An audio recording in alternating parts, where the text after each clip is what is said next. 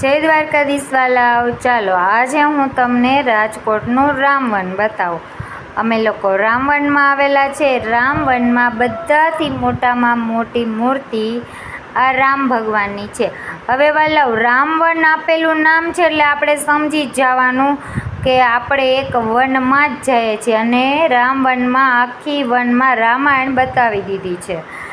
આ જગ્યાએ તમને અલગ અલગ પથના નામ આપેલા હશે। પથ મતલબ રસ્તા, એટલે રસ્તા ઘણા બધા ઝાઝા છે। આપણે હાલી હાલીને થાકી જાય એટલે બેસવા માટેની જગ્યા પણ આપેલી છે, બ્રિજ પણ આપેલા છે। રામવનમાં 2 બ્રિજ આપ્યા છે, એમાં એક બ્રિજનું નામ છે સેતુ બ્રિજ અને બીજું બ્રિજ તો એમને આપેલું છે। અને આવી રીતે અલગ અલગ જગ્યાએ બધા મૂર્તિઓ આપેલી છે, અલગ અલગ પથના નામ આપેલા છે। અહીંયા વાલાઓ કેન્ટીન બને છે, હજી કેન્ટીન ચાલુ નથી થઈ। અને ખાસ કરીને બાળકોને લઈને એકવાર રામવનમાં ચોક્કસ આવું, ભલે આ ચાલવાનું જાજુ હોય તોય, કારણ કે મારા પોતાના બાળકોએ જે સબરી હતી તો કે આ એક માજી છે, પણ એ માજી કોણ છે એની પણ એક સ્ટોરી છે। આ બધું સમજાવવા માટે થઈને બાળકોને રામવનની મુલાકાત ચોક્કસ લેવડાવજો।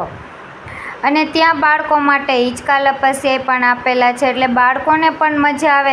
હા, ચાલી ચાલીને થોડાક થાકી જશે, પણ આપણે થાકી તો જાય વાલાઓ, પણ એક સારી એવી મજા પણ આવશે અને કંઈક બાળકોને નવું જોવા મળશે, કંઈક નવું જાણવા મળશે અને થોડી ઘણી એવી